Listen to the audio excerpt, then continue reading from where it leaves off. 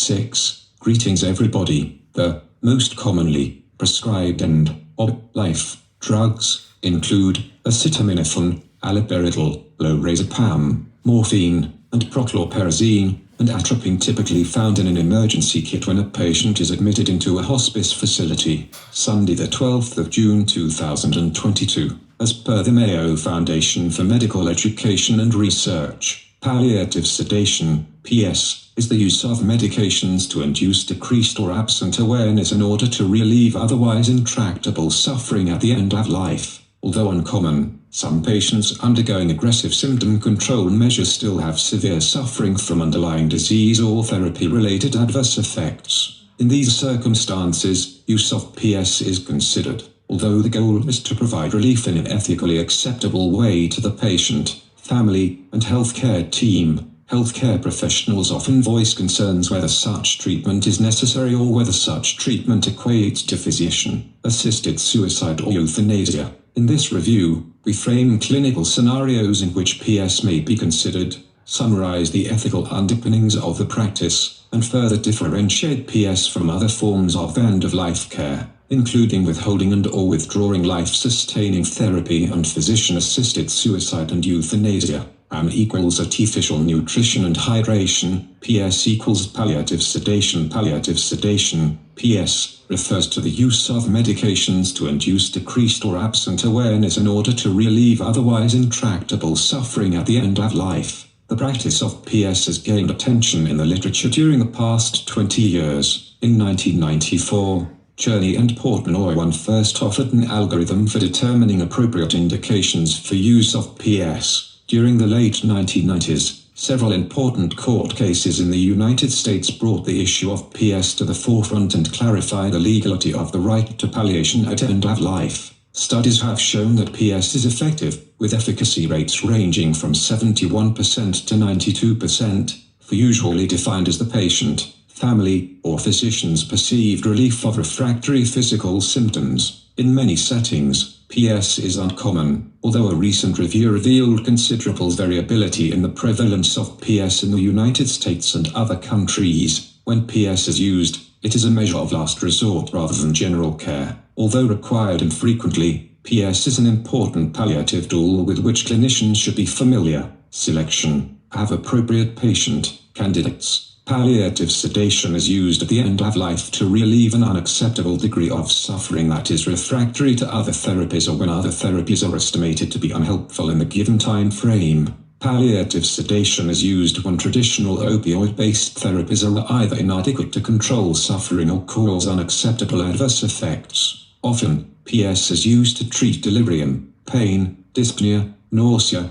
or other physical symptoms. Palliative sedation may be considered when patients or surrogate decision-makers have given informed consent and generally when consensus exists among patients, families, and staff about the appropriateness of the therapy. Selection of pharmacological agents. When choosing pharmacological agents for PS, the physician faces a number of considerations. Some medications have recently received negative attention in the press, including use of propofol in the death of popular singer Michael Jackson. 7. And use of barbiturates in physician-assisted suicide and capital punishment. When studying the aftermath of Hurricane Katrina, reviewers concluded that physicians' choice of benzodiazepines instead of barbiturates indicated a goal of palliation rather than euthanasia, citing that barbiturates were more deadly. 8. Negative press may contribute to restrictive institutional policy and difficulty in accessing these medications for therapeutic use. Most centers use a midazolam-based regimen for PS because of the drug's short half-life, relatively benign adverse effects, ease of intravenous or subcutaneous administration, and generally good efficacy. Other programs that use primarily barbiturates, either alone or in combination with other agents, have also reported good results. Our institution, Mayo Clinic,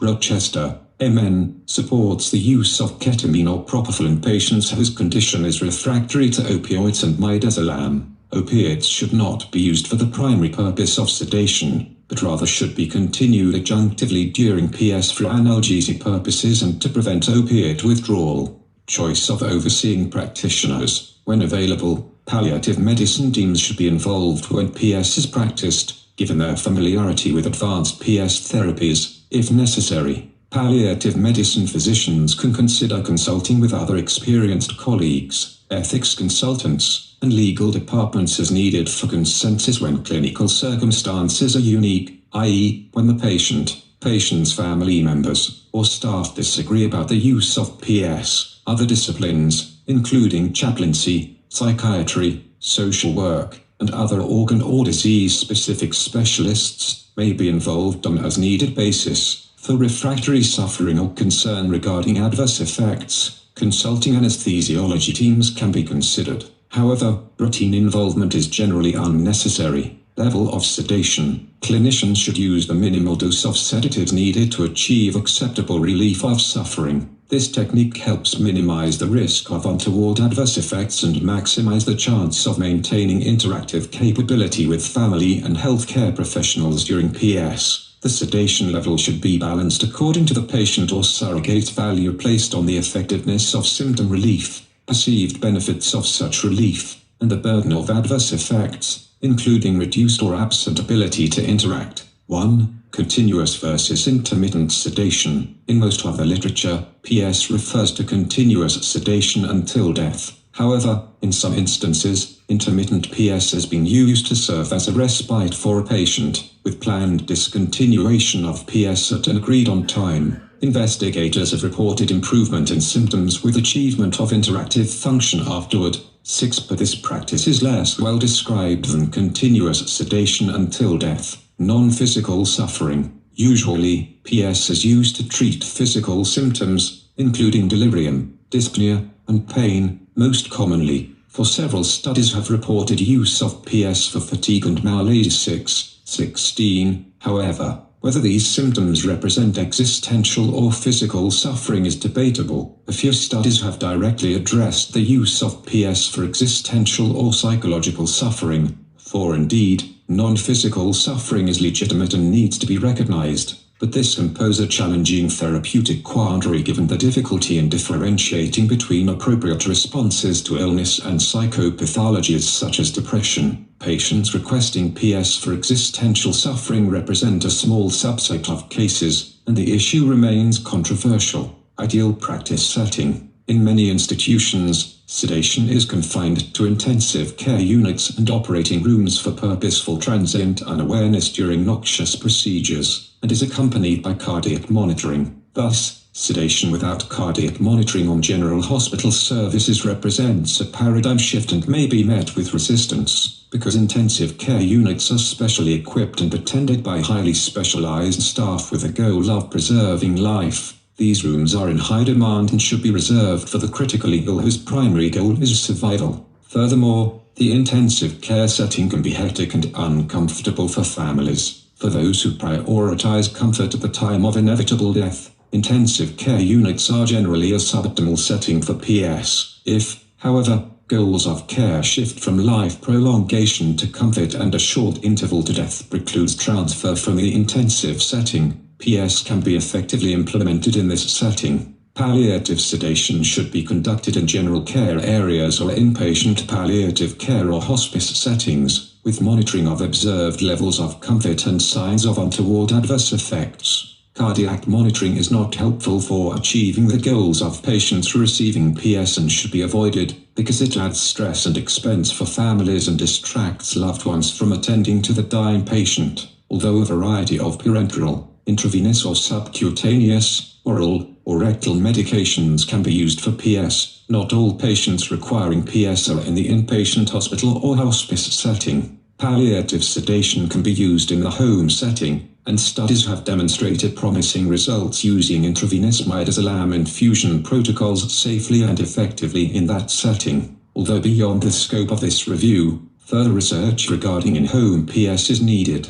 Ethical issues. Palliative sedation represents a part of the spectrum of good clinical practice when used in the appropriate circumstances. The U.S. Supreme Court has supported the right of informed patients to pursue relief of suffering, even if the treatment may unintentionally shorten life. Although PS is legally sound, ethical tension often centers around the following topics: the distinction of PS from physician-assisted suicide and euthanasia, the unavoidable morbidity, loss of social function and risk of life, shortening adverse effects of PS, and the relationship between refusing artificial nutrition and hydration, and PS, distinction of PS from physician-assisted suicide, and euthanasia. Distinguishing PS from physician-assisted suicide and euthanasia calls on the ethical principles of beneficence, duty to alleviate suffering, and non-maleficence, duty to prevent or avoid harm. Palliative sedation differs from physician-assisted suicide and euthanasia by intent and outcome. Although physician-assisted suicide is legal in some states, euthanasia is illegal throughout the United States. The intent of PS is relief of unremitting and intractable suffering achieved by sedation, whereas the intent of physician-assisted suicide and euthanasia is termination of the patient's life.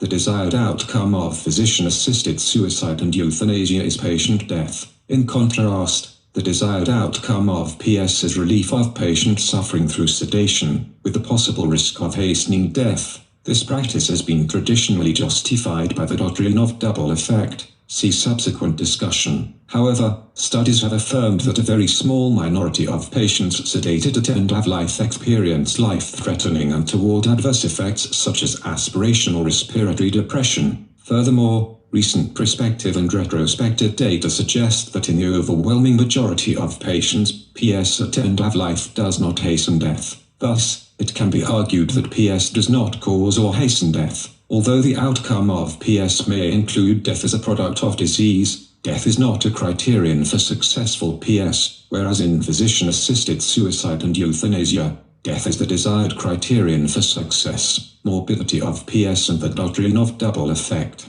As previously mentioned, evidence suggests that in most cases PS does not shorten life. Rather, the underlying illness itself results in death. When facing the clinical decision to use PS or not, physicians are still confronted with the theoretical risk of life-shortening untoward adverse effects of sedation, as well as the foreseen likelihood of loss of social interaction of the patient. Thus, physicians may experience ethical tensions among beneficence, non-maleficence, and respect for the patient's autonomy. When facing these decisions, palliative medicine physicians often cite the doctrine of double effect in PS practice. The doctrine of double effect is grounded in the ethical principle of proportionality. It originated from Thomas Aquinas in the 13th century. This doctrine asserts that an action in the pursuit of a good outcome is acceptable, even if it achieved through means with an unintended but foreseeable negative outcome, if that negative outcome is outweighed by the good outcome. When applied to the use of PS, relief of intolerable symptoms, desired good outcome, through use of medications that will likely cause loss of social interaction and may hasten death,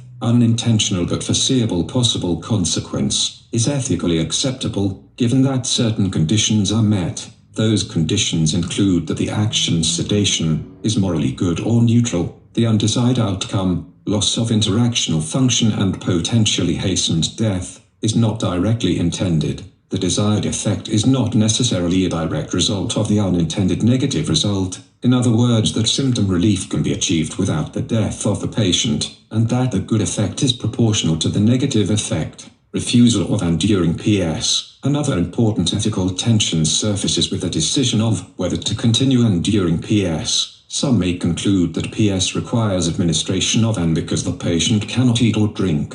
Others have raised the concern that discontinuing enduring PS may become the cause of the patient's death. The ethical issues of PS and simultaneous refusal of AN are complex, and opinions and treatment practices vary. Some argue that continuing AN prevents suffering on some level, and others argue that it is an unnecessary burden with no clear symptom benefit. No clear evidence shows that providing AN prolongs life in imminently dying patients. Likewise, a number of studies report no survival benefit with AN in terminally ill but not yet moribund populations. Although it is not evident that AN prolongs life in dying patients, AN is considered by many clinicians as a form of life-prolonging treatment, likely due to the life-sustaining benefit of AN in other clinical settings. Additionally, court rulings have upheld AN as potentially life-sustaining treatments. 32. Have note. Many patients receiving PS have already stopped all forms of nutrition and hydration for physiologic reasons before PS is begun. When a dying patient is still receiving AN and develops refractory symptoms necessitating PS, and may be continued or discontinued according to the patient's goals and cultural beliefs, use of AN should be addressed with patients or surrogates as part of the larger informed consent discussions, and, as in all instances of practicing PS, physician intent to relieve suffering, not to shorten life, should be clearly documented.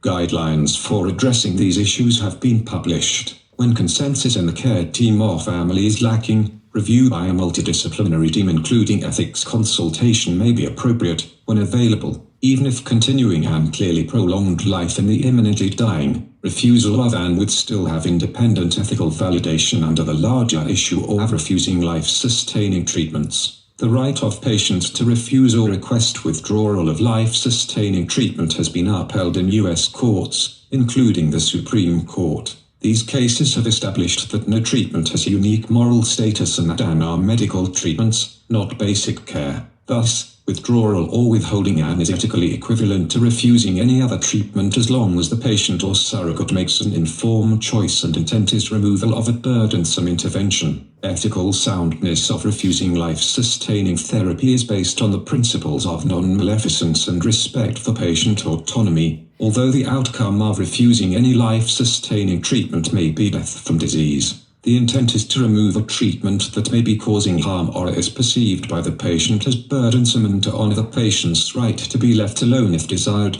These decisions are often complex but can be framed in terms of the benefit of treatment from the patient's point of view, effectiveness of the intervention based on objective data, and burdens of the treatment. If patients or surrogates assert that the perceived burden of a treatment outweighs the potential benefit or effectiveness of treatment, the treatment should be discontinued. Go to summary. Palliative sedation has an important place on the continuum of appropriate palliative care at the end of life. It is appropriate therapy for refractory and unacceptably severe suffering. As with any other therapy, the patient or surrogate should be informed of potential adverse effects, including loss of social interaction and potential for life-threatening aspiration or respiratory depression. Palliative medicine teams should be involved, if possible, in any case in which PS is considered. Institutional lack of palliative medicine availability should not preclude the use of PS when appropriate.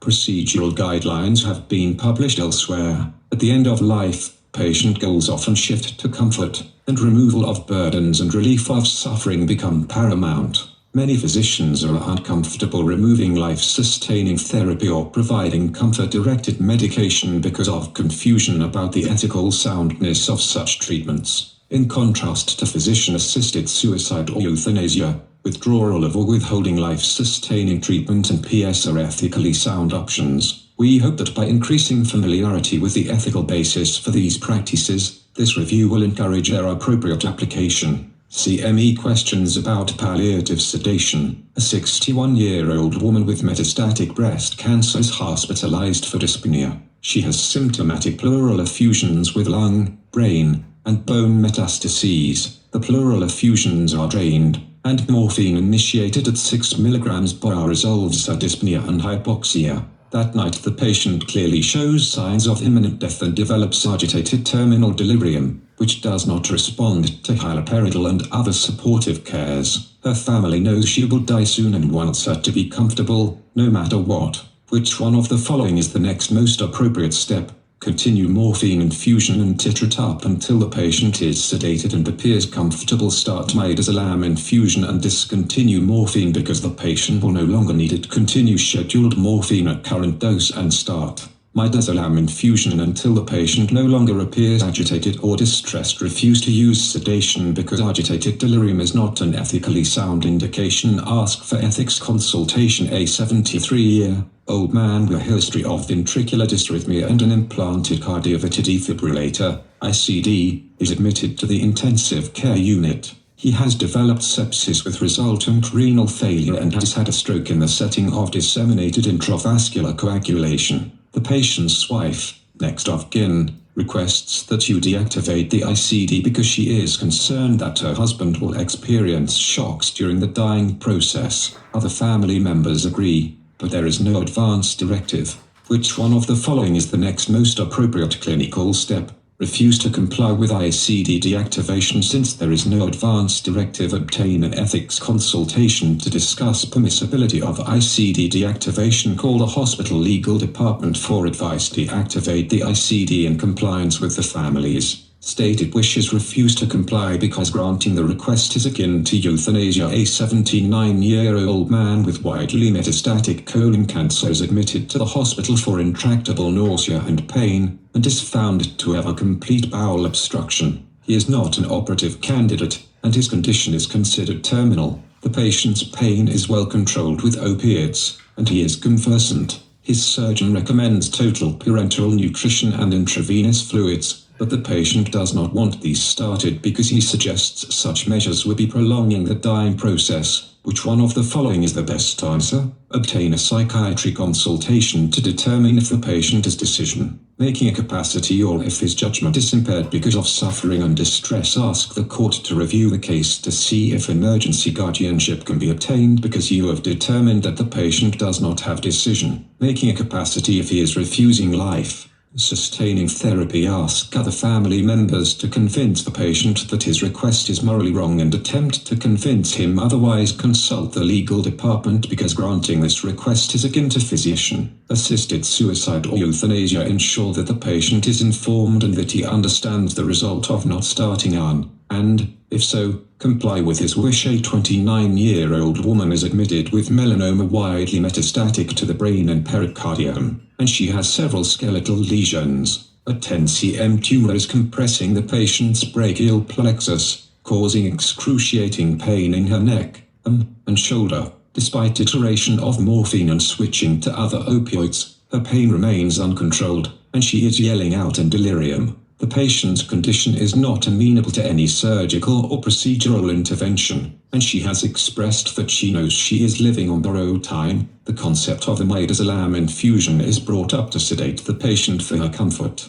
The patient and family agree with this approach and want to put comfort first, even if the patient is comatose. Which one of the following is the next step? Comply with the patient's wishes and titrate the midazolam infusion to a level of comfort acceptable to her. Even if this means she is unable to communicate. Refuse to comply with the patient's wishes because palliative sedation can cause respiratory depression and inability to protect her airway. Comply with the patient's wishes, but only to a level that allows her to communicate freely with her family. Comply with the patient's wishes, but be certain to start intravenous dextrose saline because she will be unable to eat and will otherwise die of dehydration. Starvation. Refuse to comply with the patient's wishes because this is physician-associated death, in that the midazolam may hasten her death. An 86-year-old woman with end-stage renal failure and end-stage chronic obstructive pulmonary disease is admitted to the intensive care unit with respiratory failure. A minimal dose of fentanyl, 10 mcg with no bolus is needed,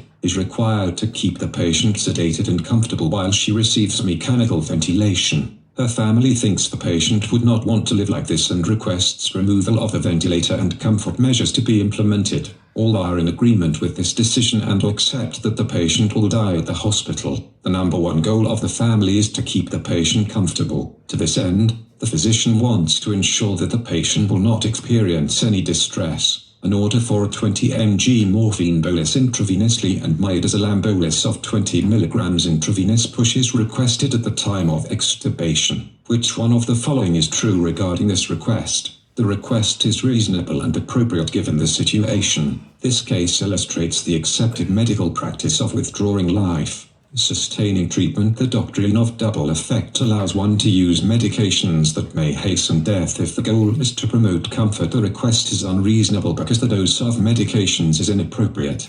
This situation could be constituted as physician-assisted death, in that it violates the doctrine of double effect. The drugs introduce a new cause of death, overdose of medication, and the response is not proportionate to the needs of the patient. This request is reasonable because it results in the cause of death being undoubtedly the underlying respiratory and renal failure, not the medications. The doctrine of double effect allows one to use medications that may hasten death if the goal is to promote comfort. This request is reasonable because it promotes a dignified end for the patient. With no suffering, the request is unreasonable because the patient does not have an advance directive stating her wishes regarding withdrawal of mechanical ventilation in this setting. Think about it.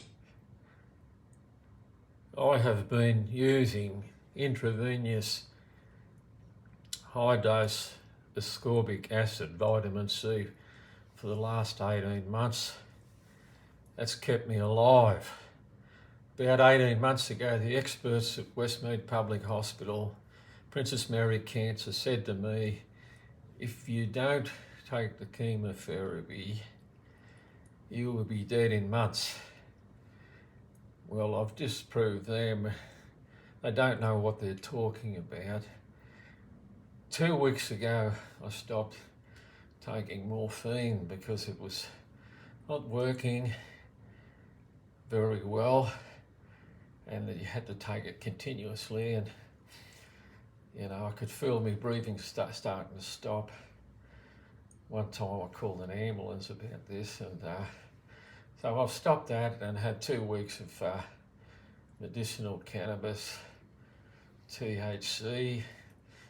No need for morphine in that 2 weeks, so I'm hoping that keeps up. But I'll say again, I refuse the experts' advice at Westmead Public Hospital to take Folfox chemotherapy, which will kill you on the first dose, can give you another cancer, blood cancer, and then not work, and through a port in your chest, which is horrible, near your heart.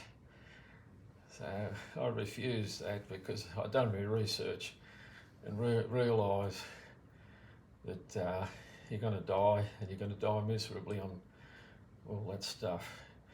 Thanks for listening. God bless us all.